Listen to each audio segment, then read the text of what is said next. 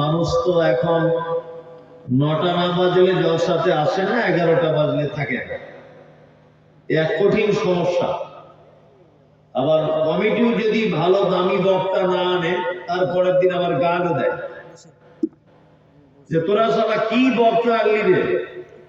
আসলে কমিটি আজকে যে বক্তাগুলো সিলেক্ট করেছে আমাকে বাদ দিয়ে, সবাই কিন্তু ভালো বক্তা,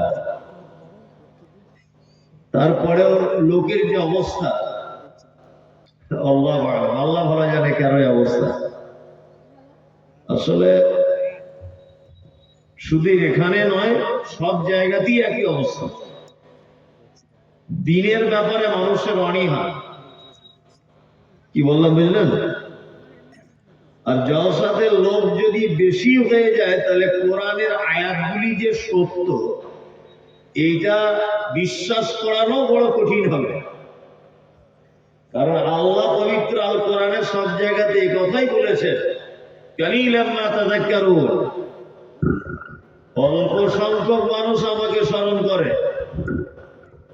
অল্প সংখ্যক মানুষ তারা ঈমান আনে, অল্প সংখ্যক মানুষ তারা কৃতজ্ঞতা স্বীকার করে, অল্প সংখ্যক মানুষ তারা আমাকে ডাকে।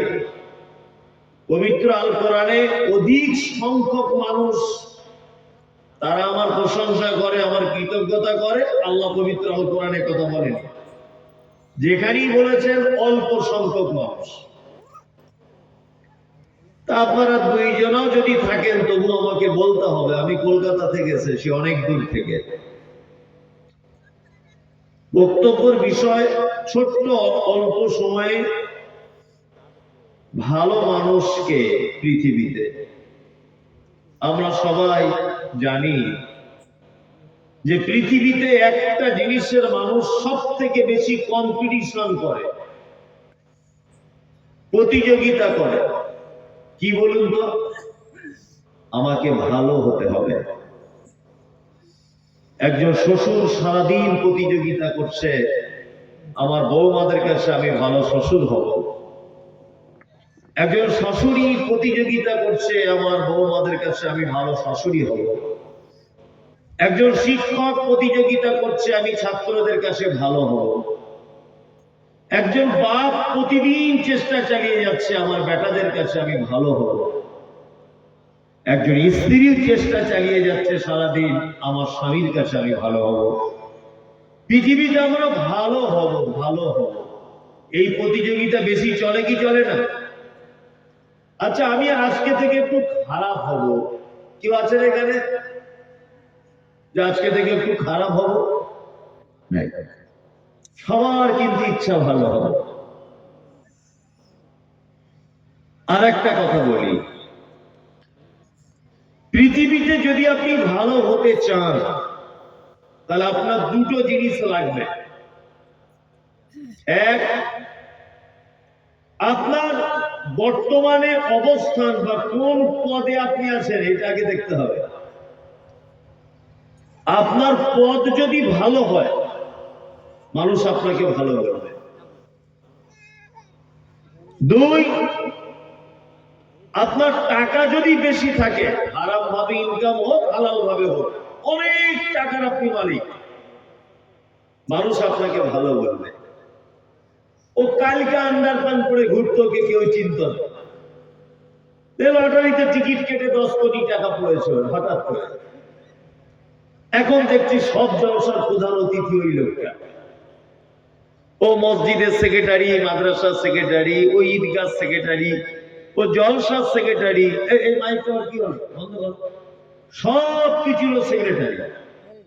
কারণ টাকা বেশি আছে। পৃথিবীতে আপনাকে মানুষ ভালো বলবে দুটো কারণে। এক, আপনার পদের দাম কত। দুই, আপনার টাকা আছে কত। আর সত্যিটাও তাই, আপনারা তিন ভাই, আপনার আব্বা মা বেঁচে আছে।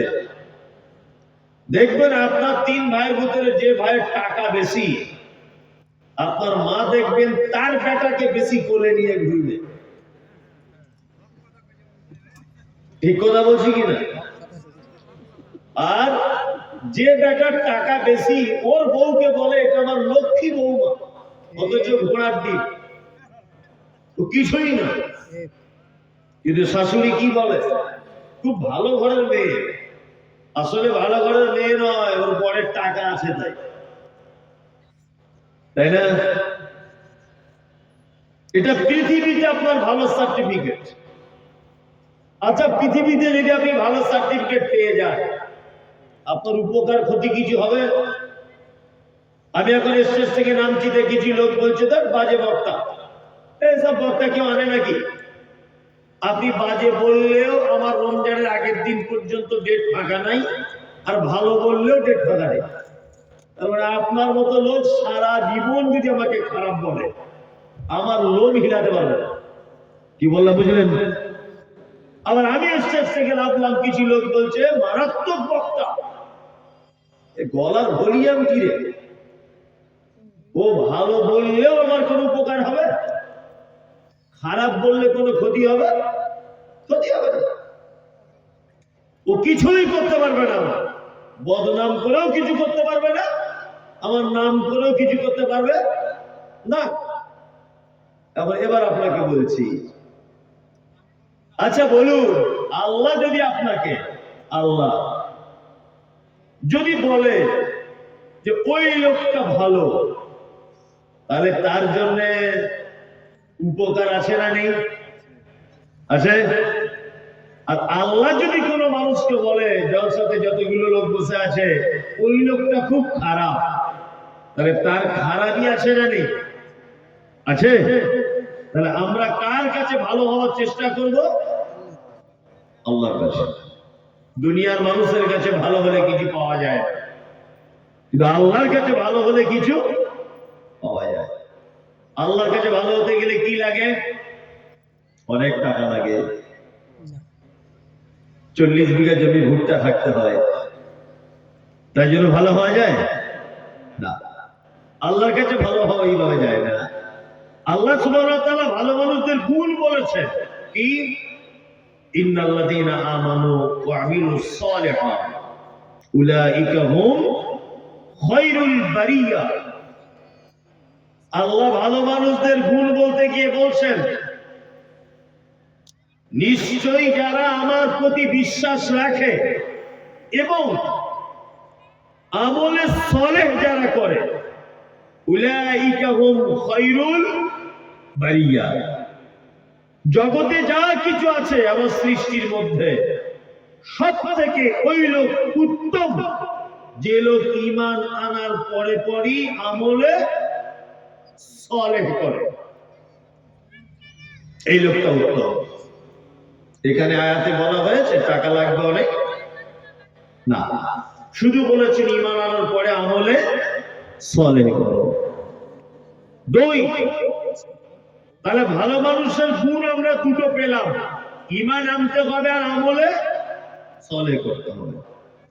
ঈমান আনার পরে আমার প্রাইজ কি?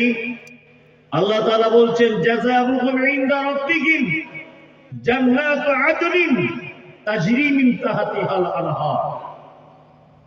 তোমার মধ্যে যদি এই দুটো কাজ থাকে, তাহলে তোমার রবের পক্ষ থেকে তোমার জন্য রয়েছে প্রতিদান। প্রতিদান কি? জান্নাত। জান্নাত কেমন? চিরস্থায়ী। আল্লাহ তাআলা বলছেন খালিদিনা ফিহা আবাদা, এবং সেই জান্নাতে তারা চিরস্থায়ী থাকবে, তার তলদেশ থেকে ঝর্ণা প্রবাহমান থাকবে। রাদিয়াল্লাহু আনহুম, আল্লাহ বলছে আমি তাদের উপরে রাজি, ওয়ারাদু আনহু, তারাও আমার উপরে রাজি। যালিকা লিমান খাশিয়া রাব্বা, এই কারণে আমরা এক অপরের জন্য রাজি যে তারা শুধুমাত্র আমাকে ভয় করে চলতো। তাই আয়াতটার বাংলা বলে দিলাম।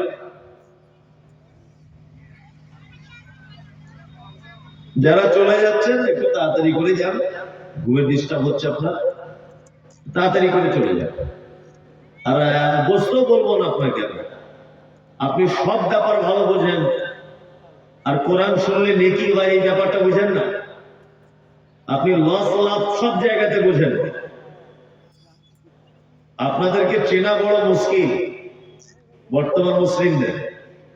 মসজিদে নামাজ পড়তে গেলে ইমাম সাহেব 10 মিনিট খুতবা যদি বেশি দেয়, কাউকে আর ধরে রাখা যায় না, বাইরে এসে মারামারি লেগে যায়।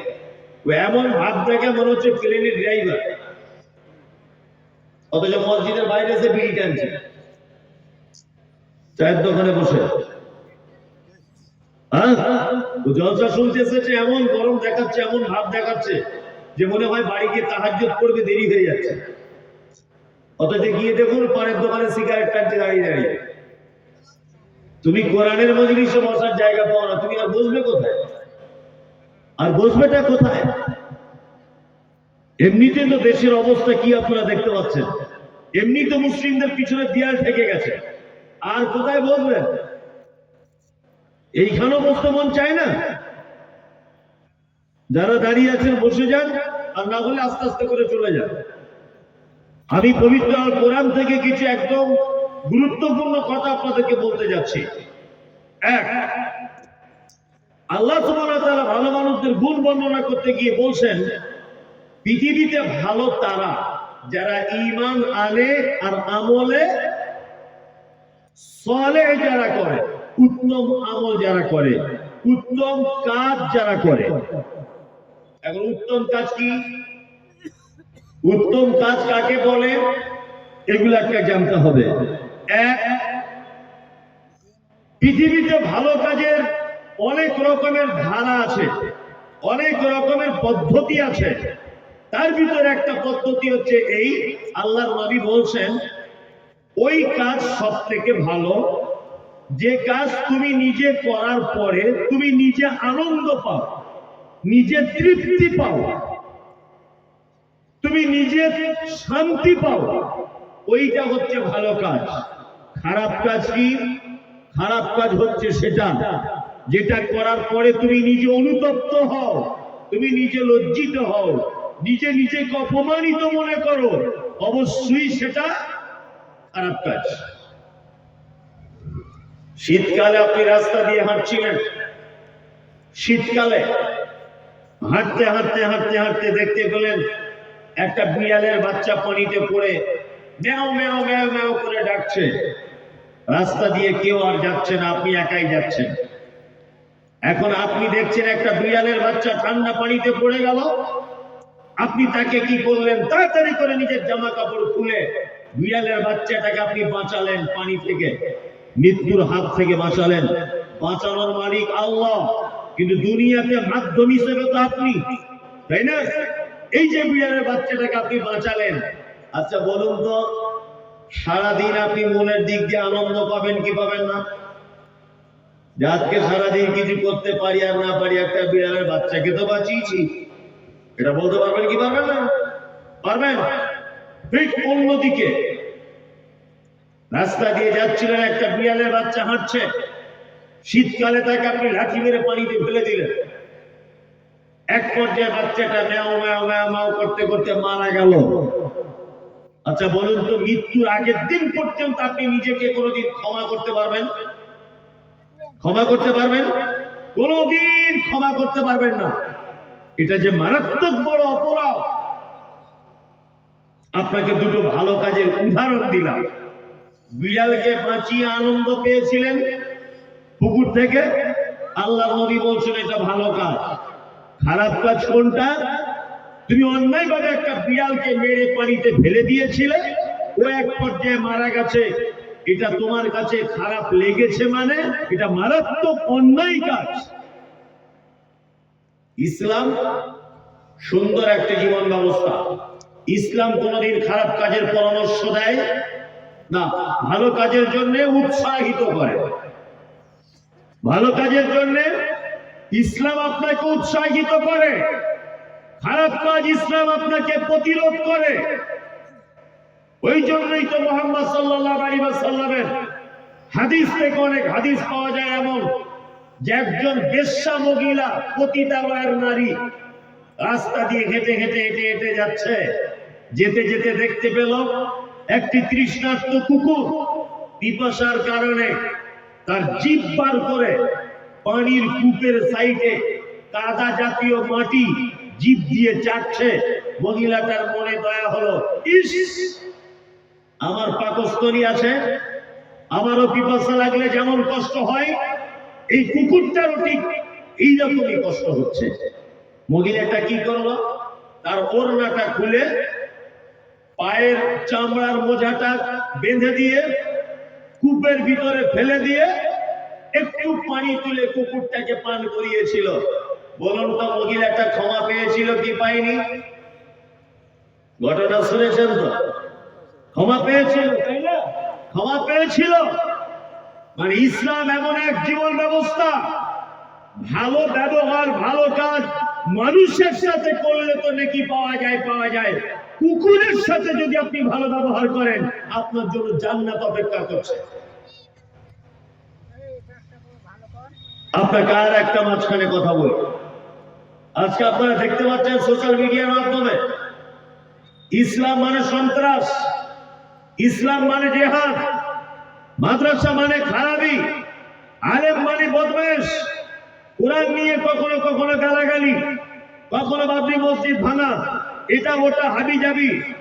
ইসলামকে যারা কলঙ্কিত করতে চাইছে, ইসলাম মানে খারাপ, এই যে যারা সারা পৃথিবীতে সোশ্যাল মিডিয়ার মাধ্যমে দেখাতে চাইছে, এই মমতাজুল ইসলাম বলবো, ইসলামের ব্যাপারে আঙুল তোলার আগে আগে তুমি ইসলামের সব থেকে চূড়ান্ত পর্যায়ের কিতাব আল কোরআন, তারপর মুহাম্মদ সাল্লাল্লাহু আলাইহি ওয়াসাল্লামের প্রিয় বাণী, অমীয় বাণী হাদিস, এই দুটো জিনিসের দিকে লক্ষ্য রেখে তবে ইসলামের ব্যাপারে আঙুল তুলবেন। ইসলাম এমন এক জীবন ব্যবস্থা, কুকুরের সাথে যদি আপনি সৎ ব্যবহার করেন আপনার জন্য জান্নাত, বিড়ালের সাথে যদি অসৎ ব্যবহার করেন আপনার থাকার জায়গা জাহান্নাম। মানুষ তো দূরের কথা, মানুষকে উপকার করলে তো নেকি পাবেন, পাবেন। মানুষকে উপকার করলে নেকি পাবেন তো পাবেন। কুকুর ভালো প্রাণী না খারাপ প্রাণী? খারাপ প্রাণী। দেখুন, একটা পতিতালয়ের নারী, দেহ ব্যবসায়িক নারী, তাকে পানি পান করিয়ে তার গুনাহগুলোকে ক্ষমা করে নেয়। তার মানে আমরা বেশি বেশি করে ভালো কাজ করবো ইনশাআল্লাহ। আল্লাহ সুবহানাহু ওয়া তাআলা বলছেন, কি বলছেন? ইন্নাল্লাযীনা আমানু ওয়া আমিলুস সালিহাত, নিশ্চয় যারা ঈমান আনে তারপরে পরেই যারা ভালো কাজ করে, আমলে সলে যারা করে, উলাইকা হুম খায়রুল বারিয়া, জগতে যা কিছু আছে আল্লাহ বলছে সব থেকে উত্তম হইল, সব থেকে উত্তম হইল। এবার আপনাদেরকে আমি কয়েকটা ভালো কাজ বলবো, এই ভালো কাজগুলো করলে আপনি আল্লাহর কাছে সব থেকে উত্তম হবেন। আমরা আল্লাহর কাছে উত্তম হওয়ার চেষ্টা করবো ইনশাআল্লাহ, ইনশাআল্লাহ, ইনশাআল্লাহ। কয়েকটা ভালো কাজ বলবো, আর এই ভালো কাজগুলো আমল করার চেষ্টা করবেন সকলে। তার মধ্যে একটা মারাত্মক ভালো কাজ আসছে সামনে, আর এক সপ্তাহের মধ্যে। কি মাস? কিছু মানুষের গ্যাসের ব্যথা শুরু হবে 4-5 দিন পর থেকে। ওকে যদি গরুর হাটে বিক্রি করা যায় তাহলে হয় 1.5 কুইন্টাল গোশতের দামে ওকে বিক্রি করা যাবে। হারাম করে সব ভালো রমজান মাসে গ্যাসের ব্যথা, গ্যাসের ব্যথা হয় কি হয় না? কত ভালো কাজ এই মাসটার গুরুত্ব, কত ভালো কাজ কেমন আপনাদেরকে সব বক্তারাই দেখলাম রমজান সম্পর্কে বলেছে কম বেশি। সাহেবরা বসে আছেন, আমার বিদ্যা খুব কম, তবে আমি বক্তব্য দিতে পারবো 4-5 ঘন্টা, কিন্তু আমাকে পড়াশুনো আমি বেশি জানি না, তো কম জানি। তবে যতটুকু জানি একেবারে যে চলার মতো নয় তাও নয়। আপনাকে আমি বিশেষ কয়েকটা ভালো কাজের হাদিস আপনাদেরকে শোনাবো। আমরা প্রস্তুতি গ্রহণ করি এখনই যে ভালো কাজ আপনি যদি হাদিস থেকে বলেন, কোরআন থেকে বলেন, আমল করবে ইনশাআল্লাহ। একটা ভালো মাস আমাদের মাঝখানে আসছে, এই মাসে কিছু ভালো কাজের কথা বলি। রমজান আসছে, রমাজান আসছে না? আসছে। এই রমাজান কত দামি মাস এটা জানেন? জানা নেই মনে হয়। আচ্ছা, আমি মমতাজুল ইসলাম যদি এখন আপনার বাড়িতে যাই, তা আপনার বাড়িতে খাটের উপরে যে বিছানার চাদরটা বিছানো আছে, ওই চাদরটাই থাকবে না আমি যাবো বলে চাদর পাল্টাবে আপনার স্ত্রী? কোনটা? চেঞ্জ করবে, নতুনটা দিবে। আপনার স্ত্রী আর আপনি যে প্লেটে প্রতিদিন ভাত খান, আচ্ছা ওই প্লেটে আমাকে ভাত দেবেন না আলমারি থেকে নতুন বার করবেন? নতুন বার করবেন। ওরে বাবা, মমতাজুল ইসলাম আসছে আমাদের বাড়িতে, একদম ঘর বাড়ি পরিষ্কার পরিচ্ছন্ন, বাথরুম কল সব সাফ সুতরা করে রাখবেন। আমাদের বাড়িতে একটা দামি মেহমান আসছে, করবে কি করবে না? করবে। ঠিক আল্লাহর নবী বলছেন, ইদা দাখালা রমাদান ফুতিহাত আবওয়াবুস সামা, রমজান মাস যখন প্রবেশ করে, রমজান মাস, আল্লাহ ফেরেশতাদেরকে ডেকে বলে, ফুতিহাত আবওয়াবুস সামা, আসমানের সব দরজা খুলে দাও। ফুতিহাত আবওয়াবুর রাহমাহ, রহমতের দরজা খোলো। ফুতিহাত আবওয়াবুল জান্নাহ, জান্নাতের দরজা খোলো। ওগুল্লিকাত আবওয়াবুন নার, জাহান্নামের দরজা বন্ধ করো। ও সুলসিলাতিশ শায়াতিন, শয়তানদেরকে জিনজিলে করে বেঁধে দাও। আপনার বাড়িতে মেহমান এলে যখন ঘর বাড়ি পরিষ্কার করেন, নতুন চাদর, নতুন প্লেট, নতুন গ্লাস, অতিথি আসছে আমার বাড়িতে, দামি লোক মমতাজুল ইসলাম, ঠিক যেমন রমজান মাস প্রবেশ করলেই আল্লাহ ফেরেশতাদেরকে বলে, ফুতিহাত আবওয়াবুস সামা, ওহে রমজান মাস ঢুকে গেছে, বরকত রহমতের মাস, আসমানের সব দরজা খুলে দাও। একবার সুবহানাল্লাহ বলেন। এখন আর বলে কাজ নাই, ফেরেশতারা বুঝতে পেরেছে আপনি কি চিজ। ভালো কথা শুনলে একবার সুবহানাল্লাহ বার হয়। আমাদের সব বেদের মেয়ে জ্যোৎস্না গান শোনা শ্রোতা, তো ওই জন্য হাদিস শুনলে সুবহানাল্লাহ বার হয়। রমজান এত গুরুত্বপূর্ণ মাস, রহমত, দয়া, করুণা এই মাসে আছে, আছে না নেই? অরিজিনালি আল্লাহর পক্ষ থেকে রহমতের মাস। রহমত কি রহমত নয়? যদি বলছেন কেমন, বর্তমানে আপেলের কেজি 300-400 টাকা, আমি কিনিনি জানি না, তবু বলছে 300 টাকার কাছাকাছি। ভালো কালো আঙ্গুর, যেটা আঙ্গুর ফল বলে, ওইটার দাম এখন মোটামুটি 300 টাকা। ভালো বেদানা, নাশপাতি ফলের দাম আছে না নেই? আছে। তবুও দেখবেন গরিব মানুষ, একটা লোক ভ্যান চালায়, রিক্সা চালায়, সেও যখন ইফতারি করে দেখতে পাবেন ইফতারি প্লেটে 2 পিস আপেল আছে, 2 পিস বেদানা, 2 পিস আঙ্গুর ফল, 2 পিস রসগোল্লা, 2টো দামি খেজুর। থাকে কি থাকে না? ইফতারিতে থাকে এগুলো।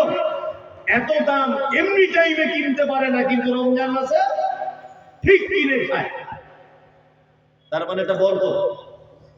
ইফতারিতে খরচা আছে, সাহারিতে খরচা আছে, ঈদের সময় বাচ্চা কাচ্চাদের জামা কাপড় কিনতে হয়, রমজান মাসে আবার দানও করতে হয়। তা রমজান মাসে খরচা বেশি না কম? বেশি। আল্লাহর পক্ষ থেকে রহমত বেশি না কম? বেশি। খুব রহমত এবং দয়ার মাস এই মাসটা। আমরা প্রস্তুতি নেব ইনশাআল্লাহ, ইনশাআল্লাহ, ইনশাআল্লাহ। এইবার আপনাদেরকে বলবো, রমজান ফরজ কেন? আল্লাহ বলেছেন লাআল্লাকুম তাত্তাকুন। রমজানের সিয়ামের মাধ্যমে যেন তোমাদের অন্তরে আল্লাহর ভীতি, আল্লাহর ভয় তৈরি হয়। রমজান মাসে সত্যি কিন্তু আল্লাহর ভয় হয়, হয় কি হয় না? অরিজিনালি হয়। বাস্তব দেখায় আপনাদেরকে। আচ্ছা, আপনাদের গ্রামে যে লোকটা নামাজ পড়ে না, তাকে ধরা যায়?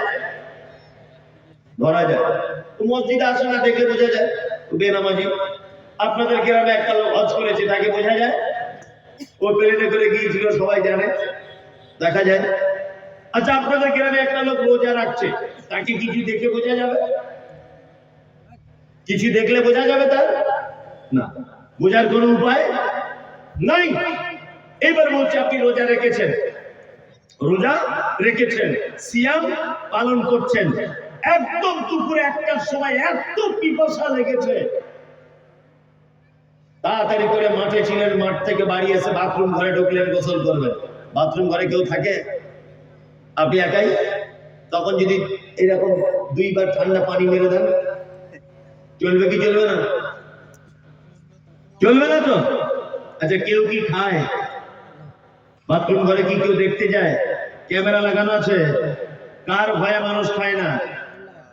হ্যাঁ, আল্লাহর ভয়ে খায় না। লাআল্লাকুম তাত্তাকুন। তোমাদের জন্য সিয়াম ফরজ করা হয়েছে এই কারণে, তোমাদের ভিতরে যেন তাকওয়া, আল্লাহর ভীতি যেন তৈরি হয়।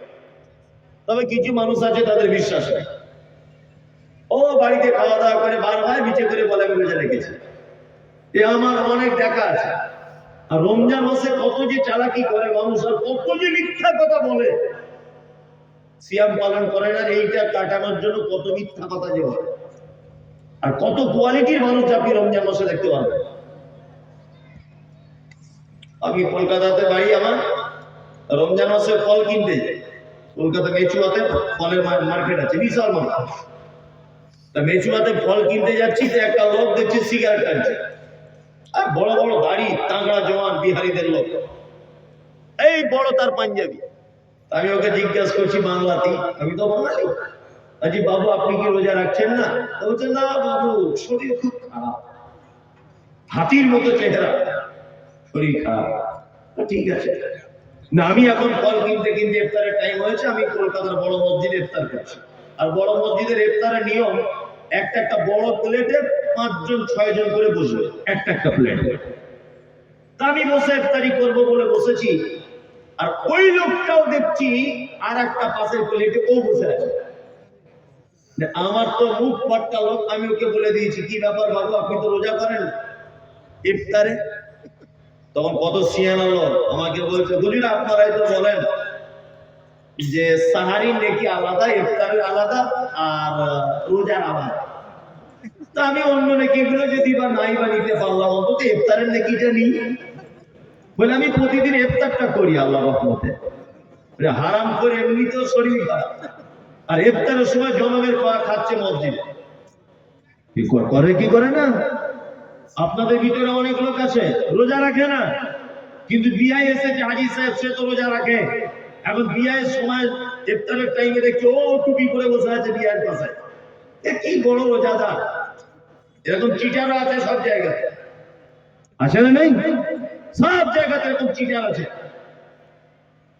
সিয়াম রমজান ভালো একটা ইবাদতের মাস। কেমন?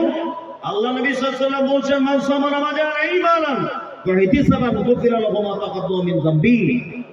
মানুষ যদি ঈমানের অবস্থায় নেকির আশায় রমজানের সিয়াম যদি পালন করে, গুফিরা লাহু মা তাকাদ্দামা মিন যামবি, তার বিগত দিনের সব পাপকে ক্ষমা করে দেওয়া হবে।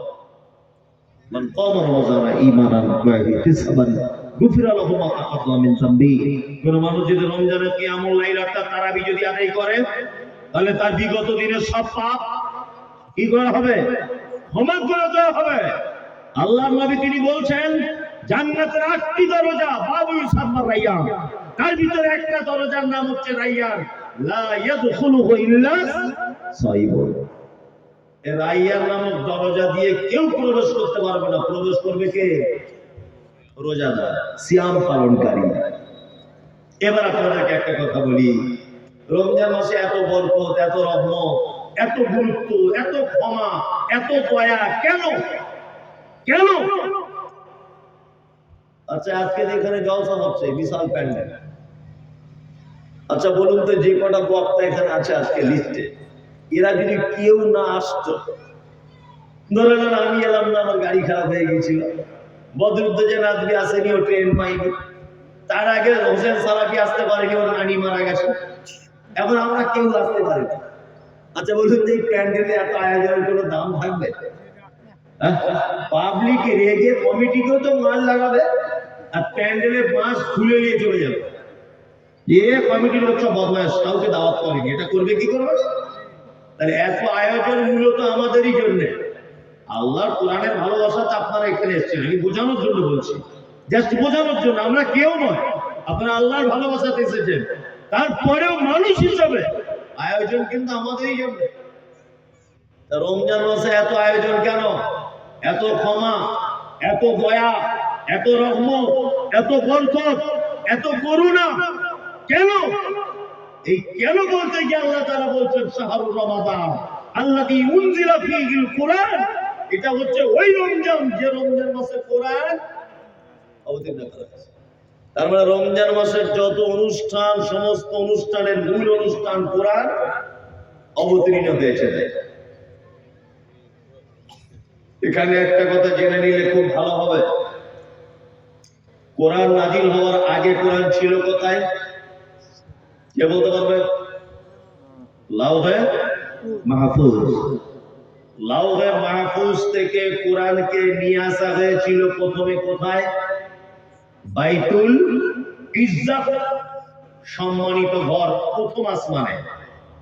রমজান মাসে টোটাল কোরআনটাকে নিয়ে আসা হয়েছিল লাউহে মাহফুজ থেকে প্রথম আসমানের উপরে একটি ঘর আছে, তার নাম বাইতুল ইজ্জাত।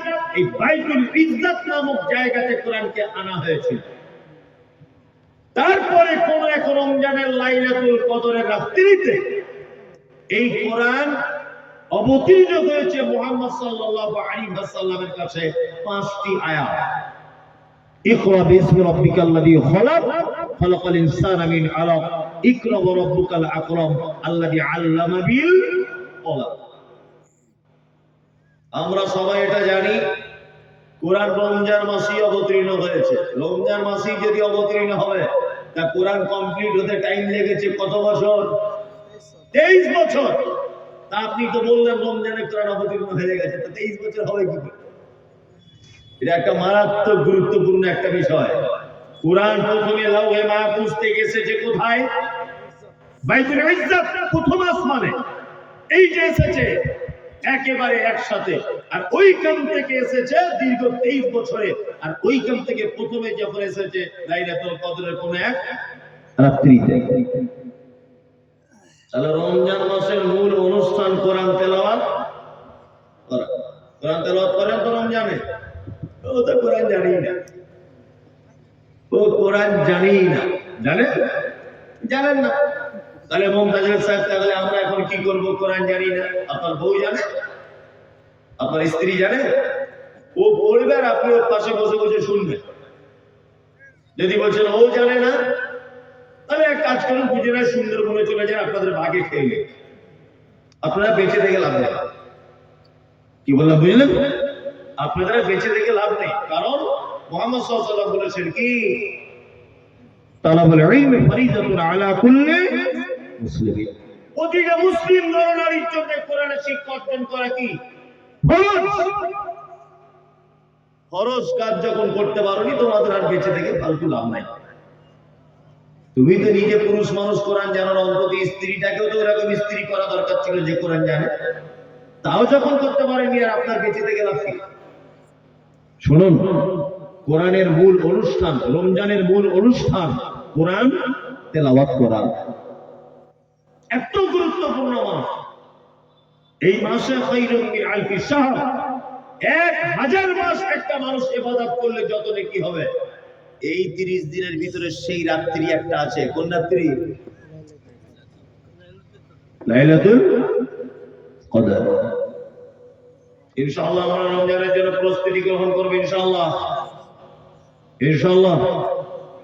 তবে আবার কিছু লোক আছে শুক্রবারে কাজ থাকে না, সেই দিন রোজা রাখে। বৃহস্পতিবার কাজ থাকলে করে। ওর মঙ্গলবারের দিন ভুট্টার জমি ঘাস পরিষ্কার করার দিন ওই দিন করবে না, আবার বৃহস্পতিবারের দিন করবে। এরকম লোক কিছু আছে না? নেই? 30টা করে না, 26টা করে, 20টা করে, 12টা করে, এরকম লোক আছে না? নেই? আছে। এই যে আল্লাহ নবী বললেন, মান সামা রমাজানা ঈমানান ওয়া ইহতিসাবান গুফিরা লাহু মা তাকাদ্দামা মিন যামবি। কেউ যদি রমজানের সিয়াম যদি পালন করে, তাহলে তার বিগত দিনের পাপ ক্ষমা করে দেওয়া হবে। কেউ যদি রমজানের সিয়াম পালন করে, আচ্ছা বলুন, কেউ যদি 15টা করে, তারও কি পাপ সব মাপ? কেউ যদি 14টা করে, তারও কি পাপ সব মাপ? এখন আমাদের বেঙ্গলে মাধ্যমিক, উচ্চ মাধ্যমিক পরীক্ষা হচ্ছে। আপনাদের এখানে বিহারে হচ্ছে?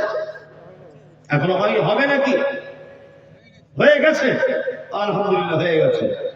একটা ছেলে মাধ্যমিক পরীক্ষা দিচ্ছে, তার 10টা সাবজেক্টে সে পরীক্ষা দেবে। ধরে না 8টা পরীক্ষা দিয়েছে, 2টো পরীক্ষা দেয়নি। আচ্ছা, যেদিন রেজাল্ট বার হবে, ও পাস করবে না ফেল করবে? ফেল। তার মানে 10টা বই আছে, 10টাই পরীক্ষা দেওয়া লাগবে, তবেও পাস। রমজানের সিয়াম ফরজ কটা? 30টা। কেউ যদি এখন 14-15টা ছেড়ে দেয়, তার মানে তার গুনাহ ক্ষমা হবে না। ক্ষমা হবে কার? যে একেবারে পয়লা রমজান থেকে শুরু করবে, আর শাওয়ালের আগের দিন পর্যন্ত, রমজানের শেষ তারিখ পর্যন্ত, ক্যালেন্ডার অনুযায়ী 29 বা 30 পর্যন্ত থাকবে, চাঁদ অনুযায়ী থাকবে, তাহলে তার বিগত দিনের পাপগুলিকে কি করা হবে? ক্ষমা করে দেওয়া হবে। চলুন, ভালো কাজ একটা আমল বলে দিলাম, বেশ কয়েকটা হাদিসও বললাম, কোরআনের আয়াতও বললাম। আমি আরো কিছু ভালো কাজ আপনাদেরকে বলে দিলাম। আল্লাহ পবিত্র আল কোরআনের ভিতরে বলেছেন কি, আল্লাযীনা ইউনফিকুনা ফিস সারাই ওয়াজ যারাই ওয়াল কাযিমিনাল গায়যা ওয়াল আফিনা আনিন নাস আল্লাহু ইউহিব্বুল মুহসিনিন। আল্লাহ বলছে, হ্যাঁ শোনো, নিশ্চয়ই যারা আল্লাহর রাস্তাতে খরচা করে, বিপদে থাকলেও, ভালো অবস্থায় থাকলেও, অভাবে থাকলেও, সুখে থাকলেও, যারা আল্লাহর রাস্তায় কি করে? দান করে, খরচা করে। দুই, রাগ হয়ে গেলে যারা রাগকে কন্ট্রোল করে, যারা অপরাধীদেরকে কি করে? ক্ষমা করে দেয়। আল্লাহ বলছে তিনটে কাজ যারা করে এদেরকে আমি খুব বেশি পছন্দ করি। এর মধ্যে কটা কাজ আছে? তিনটা। যারা সচ্ছলতায় অসচ্ছলতা আল্লাহ রাস্তায় কি করে? দান করে, সাদকা করে, তাই না? দান সাদকা কত গুরুত্ব এটা জানেন তো? আল্লাহ আপনাকে তাহলে আমি কয়েকটা হাদিস বলি আর কয়েকটা কোরআনের আয়াত বলি। এক, আল্লাহ নবী সাল্লাল্লাহু আলাইহি ওয়াসাল্লাম বলেছেন, ইত্তাকুন নার ওয়ালাউ বিশিক্কি তামরিন, তোমরা জাহান্নাম থেকে বাঁচো, যে কোনো মূল্যে জাহান্নাম থেকে বাঁচাই লাগবে, নিরুপায় জাহান্নাম থেকে বাঁচার কিছু নাই। ওয়ালাউ বিশিক্কি তামরিন, তুমি একটা খেজুর খাচ্ছিলে, খেজুর অর্ধেক খাওয়া হয়েছে, আর একটুখানি তোমার হাতে খেজুরটা আছে, ওই খেজুরটাও তুমি যদি পারো আল্লাহ রাস্তায় দান করে দাও, সাদকা করে দাও, তার বিনিময়ে তুমি জাহান্নাম থেকে বাঁচো।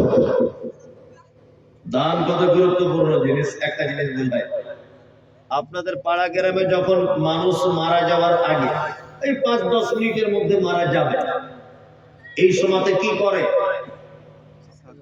তার বেটা বেটিরা চামচে করে মুখে পানি দেয়, তাই না? আমাদের ওদিকে দেয় দেখেছি, যে আব্বা শেষ পানিটা আমার হাতে তুমি খাও। ওর মেয়েটা কাঁদতে কাঁদতে আসে, এসে কি বলে, মা আব্বার জন্য দুটো বেদানা নিয়ে এসেছে, একটু রস করে দে। আমি নিজে হাতে আব্বাকে বেদানাটা খাওয়াই। এগুলো মৃত্যুর আগে করে না পাড়া গ্রামে? ঠান্ডা পানি টানি দেয়, জিভ বার হয়ে যায়, হয় না? হয়। আমি বলছি, ও কি তখন বেদানা খেতে চাই? ও জন্মে বেদানা খাই না, আর ওই টাইমে তোমার বেদানার রস চাইছে? আল্লাহর নবী বললেন, একটা মানুষের কাছে যখন মালাকুল মউত যখন আসে, ওই ব্যক্তি তখন নিজের চোখে মালাকুল মউতকে দেখতে পায়। বন্ধুরা আমার, বিশ্ব নবী তিনি বললেন, লোকটা যদি আল্লাহওয়ালা হয়, লোকটা যদি ইমানদার হয়, লোকটা যদি পরেজগার হয়, লোকটা যদি মুত্তাকি হয়, লোকটা যদি আল্লাহ ভীরুতা তার ভিতরে যদি থাকে, দয়ার নবী বলছেন, একটা বাচ্চা যেমন তার মায়ের কোলে ঘুমিয়ে যায়, একটা বাচ্চা যেমন কাঁদতে কাঁদতে আস্তে আস্তে আস্তে আস্তে মায়ের কোলে ঘুমিয়ে যায়, আল্লাহর নবী বললেন, মালাকুল মউত ওই ইমানদার লোকের আত্মা যখন পার করে, এত সহজ করে পার করে নেয়।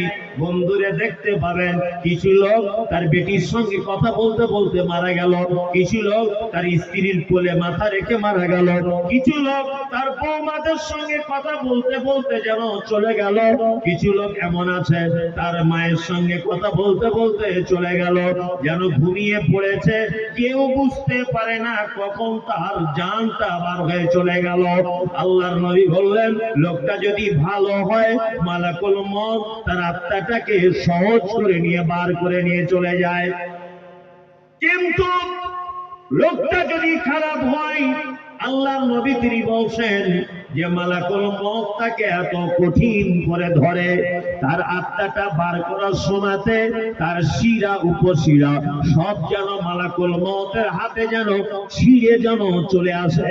আর ওই লোকটা কষ্টের কারণে বারবার বলে ফায়াকুলা রব্বি লাউলা আখরতানি ইলা আজালিন করিব ফাসাদদাকা ওয়া কুম মিনাস সালিহিন। আমার প্রতিপালক, পৃথিবী নামক জায়গাতে আমার আর থাকার জায়গা নাই, মালাকুল মউত চলে এসেছে। আল্লাহ গো, তোমার জমিনে আমি আর থাকতে পারবো না। আল্লাহ গো, আমি জীবনে নামাজ পড়ি নাই, রোজা রাখি নাই, যাকাত দিই নাই, জলসা শুনি নাই, ভালো কাজ আমি কিছু করি নাই। তোমার কাছে গেলে যে আমি বড় বিপদে পড়ে যাব। ওই আমার রব, আমাকে তুমি একটুখানি টাইম দাও। ফাসাদদাকা ওয়া কুম মিনাস সালিহিন। মালাকুল মউতকে বলে যাও দাঁড়িয়ে যেতে। আল্লাহ গো, আমাকে আর একবার তুমি ভালো করে দাও। আমার সম্পদ থেকে, আমার ধান থেকে, আমার ভুট্টা থেকে, আমার টাকা থেকে, আমার সোনা গয়না থেকে আমি কিছু সম্পদ তোমার রাস্তায় দান করে দিয়ে আসবো। তারপরে ভালো মানুষদের অন্তর্ভুক্ত হয়ে তোমার কাছে চলে আসবো। কিন্তু সেদিন আর টাইম দিবে। একটা মানুষ মারা যাওয়ার আগে শেষ ইচ্ছা কি? সাদকা। কি? সাদকা, দান করতে দাও আল্লাহ আমাকে। আচ্ছা বলুন, পৃথিবীর সব থেকে দামি ইবাদতের নাম কি? যে ইবাদত ছেড়ে দিলে মানুষ আর মুসলিম থাকে না, কোন ইবাদত? নামাজ। লোকটা তো বলতে পারতো আল্লাহ একটু টাইম দাও, দূরে কাজ নামাজ পড়ি, বলতে পারতো না? তো কেন কথা বলছে না? লোকটা তো বলতে পারতো যে আল্লাহ টাইম দাও, দূরে কাজ নামাজ পড়ি, বলতে পারতো? এই জায়গায় একটা মজার জিনিস বুঝতে হবে। এই জায়গাটা বোঝানোর জন্য আরো 2 মিনিট এক্সট্রা কথা বলবো। আচ্ছা, দান আর সাদকা এই দুটো এক না আলাদা? কে বলছে আলাদা? পুরস্কার আছে, সঠিক বলতে পারবো। একজন বলেছে আলাদা। আপনারা কি জানেন? যেটা জানেন ওটাই বলুন। বলছে একজন বলছে একই, একজন বলছে আলাদা, বিভিন্ন রকমের মত। আসলে কেউ আমার ভয়ে বলছে যদি গোলমাল হয়ে যায়, মহা বিপদ। ওই জন্য আপনাদেরকে বলছি কোনো গোলমাল নয়, ভয় নয়। যার নাম দান তারই নাম সাদাকা। আরবিতে বলে সাদাকা, বাংলায় বলে দান। কি বলছি বুঝতে পারছেন? এইটা আবার দুটো ভাগে বিভক্ত। সাদাকা দুটো ভাগে বিভক্ত। এক ফরজ সাদাকা, যেমন রমজান মাসে যাকাতুল ফিতর। রমজান মাসে ফিতরা দিই আমরা, রিকি দিই না, এটা ফরজ। 2, সারা বছর সংসার চালানোর পরে যে টাকাটা জমে যাবে, ওই টাকার কত পার্সেন্ট যাকাত? 2.5%। ওটা দেওয়া ফরজ। আর বাকি যেগুলো আমরা জলসাতে দিই, মসজিদে দিই, ঈদগাহে দিই, মাদ্রাসায় দিই, এগুলো কি নফল বা সুন্নত দান। ফরজ সাদাকার পদ্ধতি আছে। যাকাতের টাকা মসজিদে লাগানো যাবে না, যাকাতের টাকা যেমন তেমন লোককে দেওয়া যাবে না। যাকাতের টাকার জন্য আল্লাহ নির্দিষ্ট একটা খাত উল্লেখ করে দিয়েছেন। প্রয়োজনে সূরা তাওবাটা দেখে নেবেন। এই এই এই ব্যক্তিরা যাকাতের মাল পাবে, সবাই পাবে না। কিন্তু সাধারণ দান কোনো পদ্ধতি নাই। আপনি লাভাই স্টেশনে নেমেছেন, বাস বা ট্রেন থেকে নামার পরেই একটা লোক আপনার কাছে হাত পেতে দিয়ে বলছে লা ইলাহা ইল্লাল্লাহ, মামু আমাকে কিছু দাও, খালা আমাকে কিছু দাও, ভাই আমাকে কিছু দাও। ওকে তুমি জিজ্ঞাসা করতে পারবে না তুমি হিন্দু না মুসলিম, জৈন না খ্রিস্টান, তুমি হানাফি না সাফি, মালিকি, দেওবন্দি, কে তুমি, বাড়ি কোথায় তোমার, তোমার হাতে দামি ফোন কেন, তোমার মাথার স্টাইলের চুল কেন, মেয়ে যদি হয় তুমি দামি শাড়ি পরে আছো কেন, তোমার হাতে তো দামি চুড়ি আছে, তুমি কেন ভিক্ষা করছো? একটাও কথা বলার অধিকার আপনার নাই। আল্লাহর নবী তিনি বলেছেন উপরের হাতটা ভালো আর নিচের হাতটা খারাপ। ও চেয়েছে তুমি ওকে দিয়ে দাও, জিজ্ঞাসা করতে পারবে না।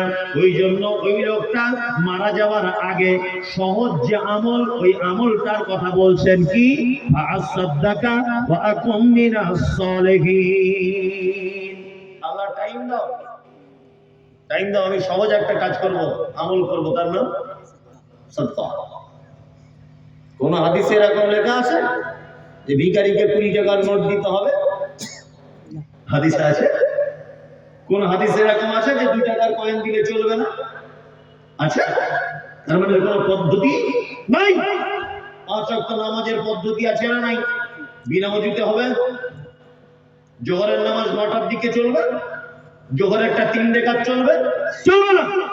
পৃথিবীতে যত ইবাদত আছে প্রত্যেক ইবাদতের পদ্ধতি আছে, নফল দান বা সাদাকার কোনো পদ্ধতি নাই। চাইলেন দিয়ে দেন। কেমন আপনাকে ভালো কাজ বলছি, আমি কিন্তু কালেকশনের বক্তাও নয়, আর কালেকশন করার জন্য হাদিসগুলো শোনাচ্ছি না। আপনারা যে এতক্ষণ দান করেছেন, দান কত গুরুত্বপূর্ণ বিষয় এটা আপনাকে বলছি। আচ্ছা, আপনারা যারা বসে আছেন, আল্লাহ নবী কি তো আমরা কেউ দেখিনি? দেখিনি তো, দেখিনি। কিয়ামতের দিনে যেন দেখা হয়, এই আশা আমাদের প্রত্যেকেরই আছে না নেই? নবীকে দেখার ইচ্ছা আছে কাদের? সবার আছে।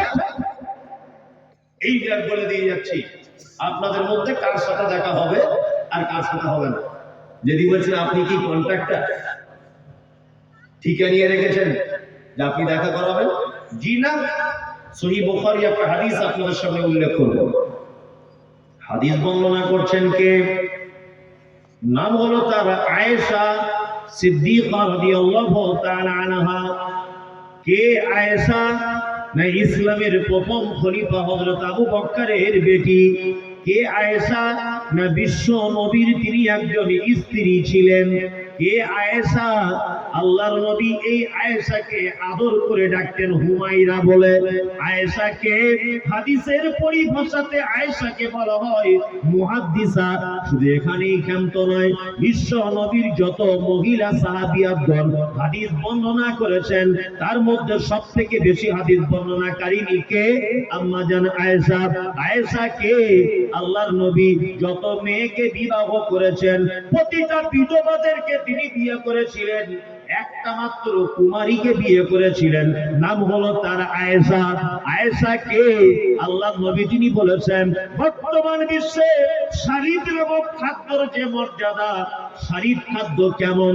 আগেকার দিনের মানুষেরা গোস্তের ঝোলে রুটিকে টুকরো টুকরো করে দিয়ে ওই ঝোলের মধ্যে রাখে, কিছুক্ষণ পরে ওই রুটিটা তারা মাংসর ঝোল দিয়ে খেত, গোস্তের ঝোল দিয়ে খেত। এই খাদ্যটা তখনকার দিনের সব থেকে দামি খাদ্য, খাদ্যটার নাম হলো শারীর। আল্লাহর নবী বলেছেন, বর্তমান বিশ্বে শারীর নামক খাদ্যর যে মর্যাদা, আমার আয়েশার সেই মর্যাদা। এত ভাগ্যবতী নারী আম্মা জান আয়েশা সিদ্দিকা রাদিয়াল্লাহু তাআলা আনহা। তিনি জীবনে 11,000 মহিলাকে কোরআনের জন্য শিক্ষা প্রদান করেছিলেন এই আম্মা জান আয়েশা। হাদিস বর্ণনাকারিণী আয়েশা কোন বিবি নবীজিকে করিলেন জিজ্ঞাসা। শায়েখরা বসে আছেন, এটা সহিহ বুখারী হাদিস, আমি ছন্দ আকারে বলছি তাই আপনাকে। হাদিস বর্ণনাকারিণী আয়েশা কোন বিবি নবীজিকে করিলেন জিজ্ঞাসা, ওগো নবী তব সাথে দেখা হবে কার? নবী বলে দুনিয়াতে রাত লম্বা যার। মা আয়েশা বলে এ কথা যখন শুনিলাম কানেতে, কাঠ খণ্ড হয়ে হাত লাগিলাম মাপিতে, দেখিলাম বিবি সাউদার হাত লম্বা বলি, আমার মুখেতে ওগো পড়ে গেল কালি, হাত লম্বা রক্ত পরে পারিলাম বুঝিতে, দান ধন যারা করে এই দুনিয়াতে, তারপরে জয়নাব এসে নবীজিকে কয়, কেন জয়নাব আল্লাহ রাস্তায় বেশি করে ক্ষয়? এ গ্রামের মানুষ শুনুন হাদিসটি বুখারীর, জয়নাব আনন্দ আর আয়েশার মুখ ভারী। সহিহ বুখারী হাদিস এটা। আমাদের আয়েশা একদা আল্লাহর নবীকে ডেকে বলছেন, আল্লাহর নবী কিয়ামতের দিনে প্রথমে আপনার সঙ্গে দেখা হবে কার? আল্লাহর নবী বললেন, আয়েশা যার হাত লম্বা হবে তার সাথে আমার দেখা হবে।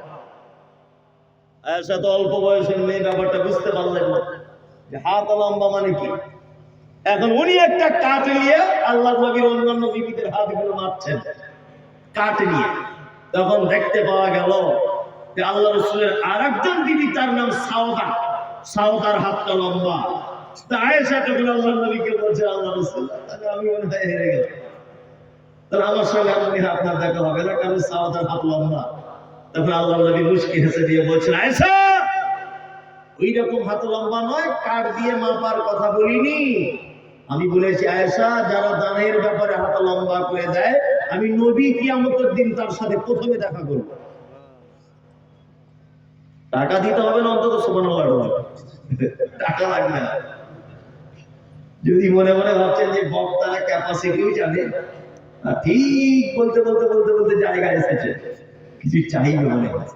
আসলে আমাদের ওইদিকে একটা কথা আছে, হ্যাক না করলে ভিক্ষা পাওয়া যাবে না।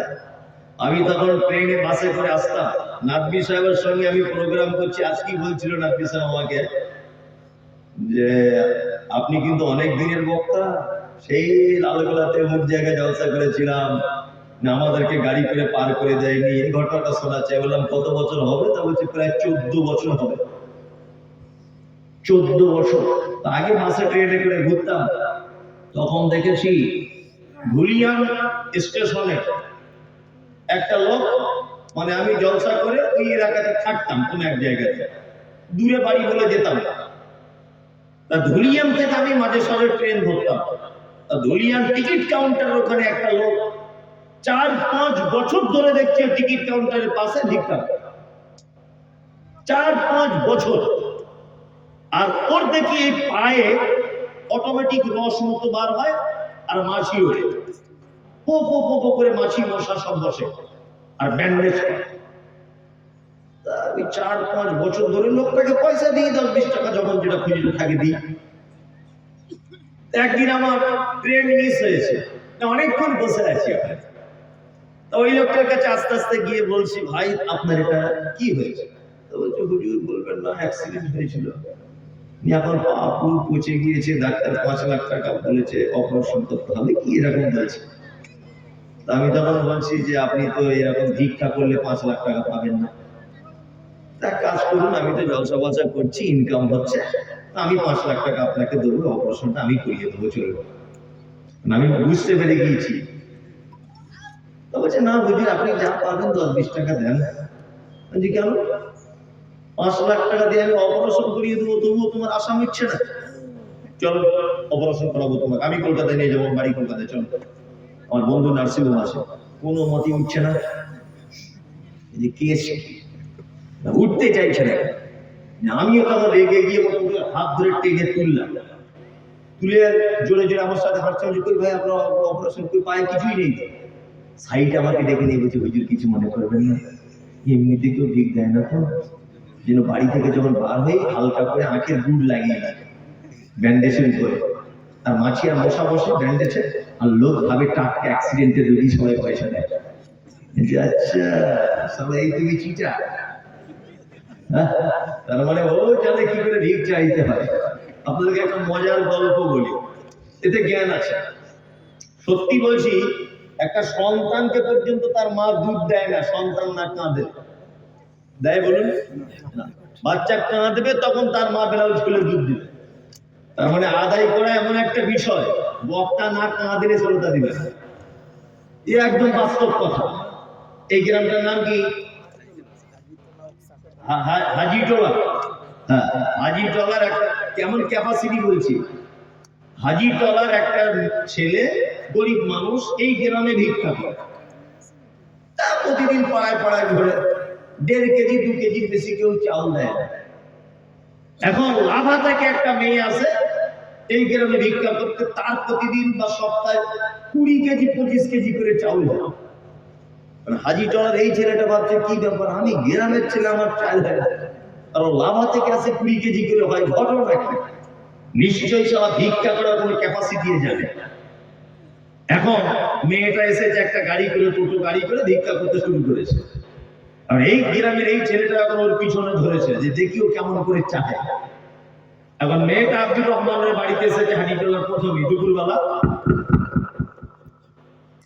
আমি নবীর বেটি ফাতেমা, ভিক্ষা করার ক্যাপাসিটি বলছি। মেয়েটা বলছে, আমি নবীর বেটি ফাতেমা, বাড়ি আমার মদিনা, ভিকে নাহি দিলে তোরা জান্নাত পাবি না। বাড়ি বাড়ি বলছে আমি নবীর বেটি ফাতেমা হে, বাড়িতে কে আছো? মদিনা থেকে এসেছি। আর মাস্টার আব্দুর রহমান বাড়ি নেই, ওর বউ একা আসে। আর মেয়েরা দেখবেন ওদের মন খুব নরম, যে মুরগি ডিম পাড়ে ও মরে গেলেও যেমন কাঁদে, ওর বাপ মরে গেলেও তেমন কাঁদে। ওদের মনটা আল্লাহ তো নরম করেছে। কি বললাম মেলেন না? আত্মীয় স্বজন কেউ না, অথচ মারা গেছে ও দেখবেন ভাড়া করে যাচ্ছে কাঁদতে। ওইখানে কি ও শুধু কাঁদবেই, শুধু 1 ঘন্টা ধরে, অথচ কেউ না, এমনিতেই কাঁদছে, এত নরম মন। আব্দুর রহমান মাস্টারের বউ তখন ভাবছে নবীর বেটি বলছে, এত বড় মিথ্যা কথা কেউ বলবে? হলে হতেও পারে হয়তো মদিনা থেকে এসেছে। আর ও বোকা মেয়ে, ও তো বুঝে না, কুশিয়ানা মেয়ে যে ভিক্ষা করছে। মানে এই গ্রামের ছেলেটা তখন বলছে ওরে বাবা, এটা ইন্টারন্যাশনাল চিটার, আর নবীর বেটির নামে চাল চাইছে। তখন আব্দুর রহমানের বউ তখন দেখছে নবীর বেটি বলছে 1.5 কেজি চাল দিয়ে দেয়। সবাই 1 কেজি 1.5 কেজি করে দিচ্ছে। আচ্ছা বলুন তো, ফাতেমার স্বামীর নাম কি ছিল? হযরত আলী। মেয়েটার একটা বাড়ি গেল, গিয়ে বলছে আমি নবীর বেটি ফাতেমা, বাড়ি আমার মদিনা, ভিকে নাহি দিলে তোরা জান্নাত পাবি না। এই গ্রামের ছেলেটারা সহ্য হলো না, ও মেয়েটার পিছনে দাঁড়িয়ে গেল, গিয়ে সুর করে করে বলছে আমি হলাম হযরতে আলী, এতদিন তুই কোথায় ছিলি, তোর প্রেমেতে পাগল আমি, আজকে তোকে ছাড়বো না। তুই যদি নবী বেটি ফাতেমা, আমি তো স্বামী হযরত আলী, চাই যা হবে হাবাব করলে। এ মারামারি লেগে গেছে কঠিন, বুঝলেন তো? ওই জন্য বলছি কিছু ভ্যাক না করলে মিলবে না, কিছু পাওয়া যাবে না। আগে একটা কথা আপনাকে বলেছি, কি কথা বলেছি? সন্তান পর্যন্ত না কাঁদলে মা দুধ দেয়। কি বললাম বুঝলেন? ওই জন্য দান এক মারাত্মক গুরুত্বপূর্ণ জিনিস, মারাত্মক গুরুত্বপূর্ণ জিনিস। আপনাকে এইবার আমি কয়েকটা কথা, খুব গুরুত্বপূর্ণ কথা বলছি, এবার মনোযোগ দিয়ে শুনবেন। দান কত গুরুত্ব, এই বক্তব্যই আজকে চলবে। আচ্ছা, দুনিয়াতে কিছু পাপ বা ভুল আছে, যে ভুলগুলো আল্লাহ বা তার নবী জরিমানা করেছে দুনিয়াতে। যেমন দুপুর বেলাতে আপনার বউয়ের সঙ্গে আপনার ঝামেলা হচ্ছে, তার ঝামেলা যখন খুব বেশি হয়েছে, আপনি তখন আপনার স্ত্রীকে বলছেন নাসিমা, আল্লাহর কসম আমি তোর মায়ের বাড়ি যাবো না জীবনে। ঝগড়াতে বলে দিয়েছে দুপুরবেলা। এখন নাসিমাও খুব টেনশন আছে যে আমার স্বামী একটু ঝগড়া হলো আর আল্লাহর কসম দিয়ে দিল, আমার মায়ের বাড়ি জীবনে যাবে না। রাতের বেলা খাওয়া দাওয়া করে আবার এক জায়গাতে শুয়ে আছে দুজনে, আল্লাহর পক্ষ থেকে আবার প্রেম ভালোবাসা হয়েছে। রাতের বেলা সকালবেলা উঠে তখন বলছে ওরে গাড়িটা বার করছি, চল তোর মায়ের বাড়ি থেকে ঘুরে আসি, রাগ করিস। আবার বেহায়া নির্লজ্জের মতো মোটরসাইকেল করে দুজনে চলে গেল। আর তার আগের দিন দুপুরবেলা কি বলেছিল? আল্লাহর কসম তোর মায়ের বাড়ি যাবো না। আচ্ছা, ও যে কসম দিয়ে কসমটাকে রক্ষা করতে পারলো না, এর কোনো জরিমানা আছে না নেই? আছে। কসমের জরিমানা আছে। আলেম ওলামারা বললে হবে না, তাহলে এরা কি শিখেছে? এটা দেখাতে পারে। আপনারা বলুন কসমের জরিমানা কি? কে বলতে পারবে? ওই সব জানে না। আর কদিন পরে আবার বড় মুসল্লি হবে, মানে আমার নাম্বার তো সারা পৃথিবীতে যত বাঙালি আছে মনে হয় সবাই জানে কোন দেশে বাঙালি। এই যে রমজান মাস আসছে, কি পরেশগার, মনে মনে ভাবছি ফেরেশতা মনে হয় আকাশে নাই, শুধু ফোন করছে টুক টুক করে, হুজুর থুতু গিলে নিয়েছি হবে? কত আর খুঁজে পাই না। হুজুর থুতু গিলে নিয়েছি হবে, ইনজেকশন চলবে। আশ্চর্য, মলম নাকি বাম দেয় কপালে, যন্ত্রণা হলে এটা দিলে চলবে, নাকি ইনহেলার চলবে। বুঝির একটা সামান্য ব্যাপারে এত সন্দেহ হচ্ছে। কি বলছে? আমি দুপুরে শুয়েছিলাম রোজা অবস্থায়, আমার বউ এসে শুয়েছে, আমার গায়ে কাজ করে দিয়েছে হবে না? ওই বউগুলো পরিবর্তন করতে হবে। রাগ করে বলে দিই কি করবো, মানে শুধু ফতোয়া। আর ওই একটা ফতোয়া বেশি থুতু গিলে দিয়ে হবে। এই যে কদিন পরে আসছে, ছোটখাটো জিনিসগুলো জেনে রাখুন। কসমের কাফারা কি? এক, 3টে রোজা রাখতে হবে। কটা? 3টা। 2, 3টে রোজা রাখতে পারবো না মমতাজুল সাহেব, তাহলে কি করবো? 10 জন মিসকিনকে সাদকা করতে হবে। কতজন? 10 জন। তার মানে রোজা যদি শুরু করেন সারা জীবন করেও শেষ হবে। এত কসম করেছেন আপনি জীবনে। 2, আপনাকে আর একটা ভুলের জরিমানা দেখায়। নতুন বিয়ে করেছে তো কিছু বুঝে না, আর মেয়ে কোনোদিন দেখেনি, নতুন বউকে নিয়ে বসে বসে গল্প করতে করতে বলছে, খাদিজা তোমার হাতটা আমার মায়ের মতো দেখতে, তোমার পিঠটা আমার মায়ের মতো। ওর স্ত্রীকে বলে দিয়েছে। আচ্ছা বলুন তো এটা ভুল করেছে না ঠিক করেছে? এই ছেলেটা ভুল। কত বড় ভুল! এই দেখুন আমার দিকে বলুন, একটা জিনিস দেখেন, এটা ধরে নেন পাল্লা। এটা কি পাল্লা? ওর ভুলটা যদি পাল্লাতে তোলা হয় তাহলে দড়ি ছিঁড়ে পড়ে যাবে পাল্লা। এত মারাত্মক ভুল। আরবিতে বলা হয় কোরআনের ভাষায় জিহাদ। কি বললাম বুঝলেন? আল্লাহ কোরআনের সূরা অবতীর্ণ করেছেন কি? সূরা মুজাদালা। قد سمع الله قول التي تجادلك في زوجها وتشتكي الى الله।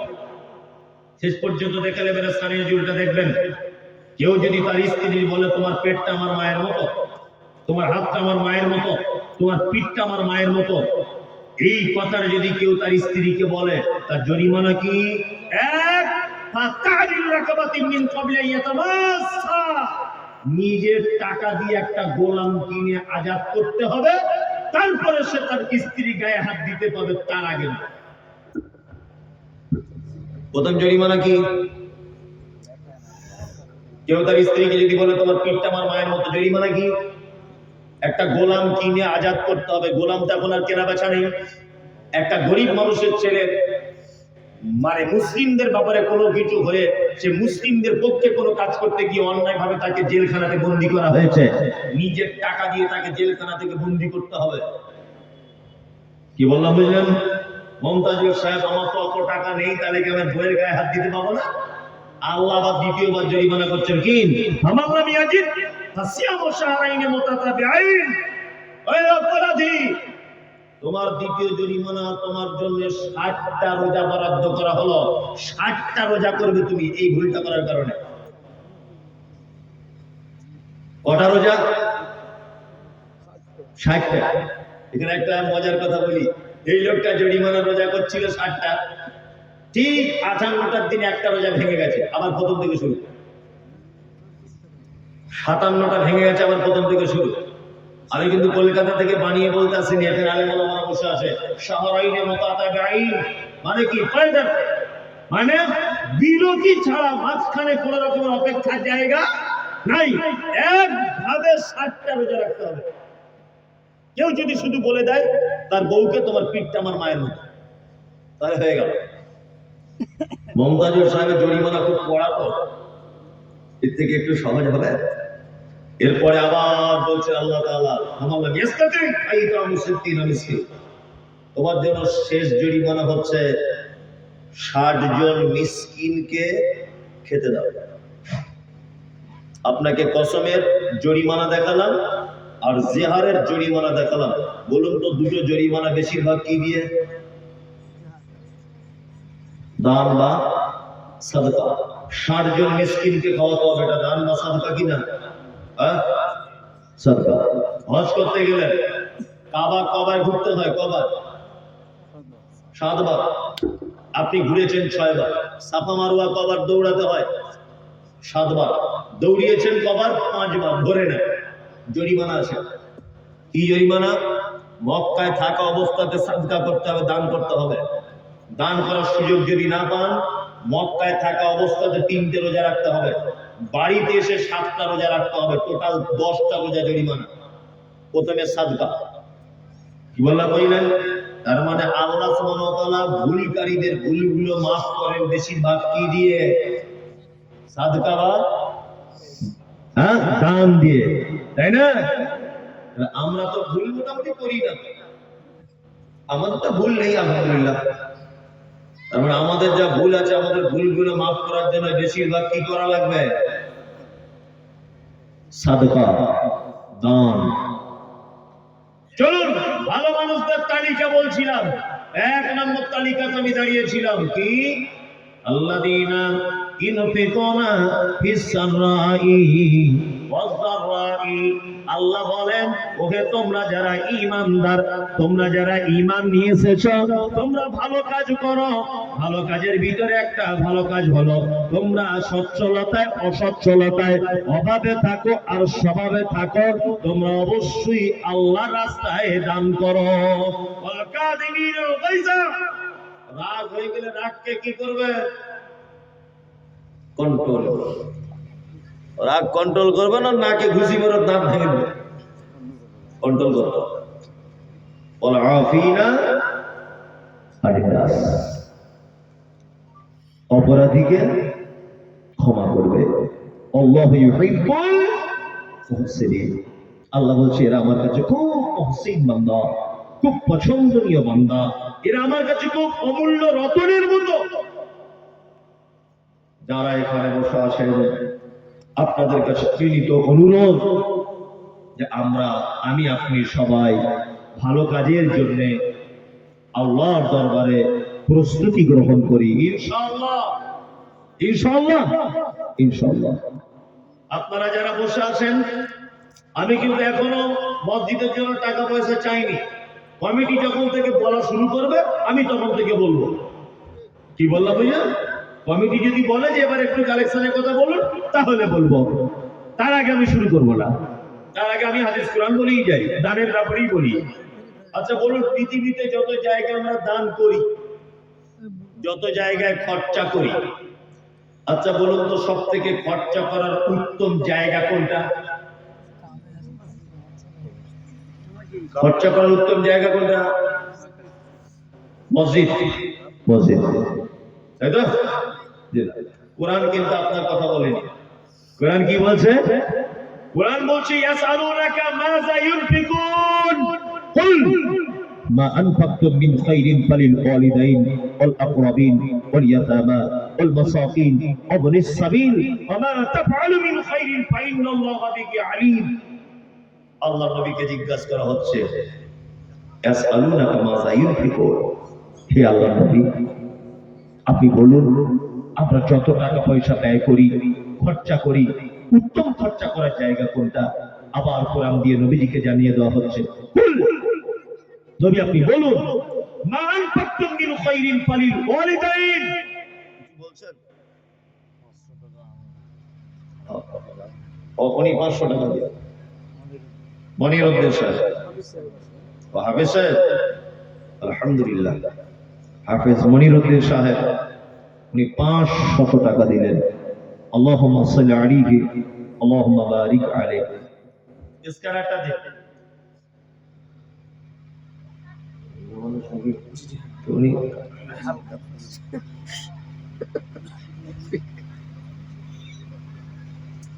আচ্ছা দাম দেখেন তাদের বাজে থাকবে না মাস্টারকে যত বলেছিলেন দেখেন না আমাদের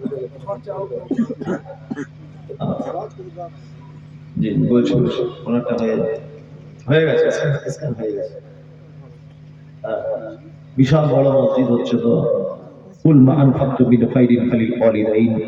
আল্লাহ সুবহানাহু ওয়া তাআলা বলছেন পৃথিবীতে একটা মানুষ যত জায়গাতে ব্যয় করে টাকা, তার মধ্যে উত্তম ব্যয় করার জায়গা হচ্ছে সন্তান তার আব্বা মায়ের জন্য যে টাকাটা খরচা করে।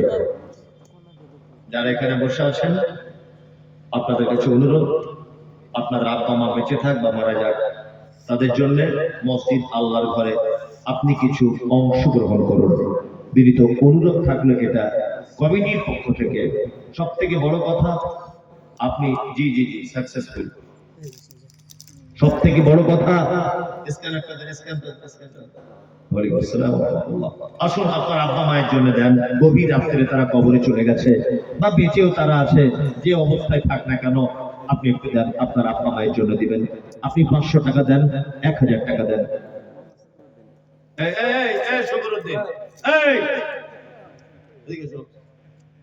কি করো তুমি ভাই? ডাক্তারি সবাই আবদার করছে যখন কিছু দাও। দুবার সিমেন্ট দেন ভাই আসুন, একটু এগিয়ে আসুন, সকলেই আসুন। তুমি আসমানে থাকো প্রভু, আমি জমিনে। তুমি আসমানে থাকো প্রভু, আমি জমিনে। আমি কালেকশনে কথা বলছিলাম না, এই কারণে আমি জানি বললে লোকগুলো 5 মিনিটের মধ্যে পাওয়া যায়। এই জন্য আমি আর একটু ওয়েট করছিলাম, যাই 20-50 জন ছিল, কিছু হাদিস কোরআন বলছিলাম, আদায়ের কথা বললাম 1 মিনিটও লোক থাকবে না। আর সবাই তো জেনে গেছে যে এরপরে আর বক্তা নেই, ফালতুর আদায় কে ধরবে। তারপরও মসজিদের জলসা মানে আমাকে বলতেও হবে। আসুন ভাই আপনারা, তিনি ভাই মসজিদে আল্লাহর ঘর, আর রাত্রিও এখন প্রায় 1টা বেজে গেল, রাতটা অনেক হয়েছে, মেহরবানি করে দেন 2 বড় সিমেন্ট, 2 বস্তা নাকি? আচ্ছা 2 বস্তা ভাই, আপনি 1-2 বস্তা করে সিমেন্ট আল্লাহর ঘরের জন্য বরাদ্দ করুন। বিশাল বড় মসজিদ হচ্ছে শুনলাম, আমি দেখিনি। বড় মসজিদের ছাদ ঢালাইয়ের ব্যবস্থা আছে। আপনারা শুধু টাকা দিলে হবে না, 2 বড় সিমেন্ট 3 বড় সিমেন্ট দিতে হবে। না বড় ভাই 25 কিলো ভুট্টা।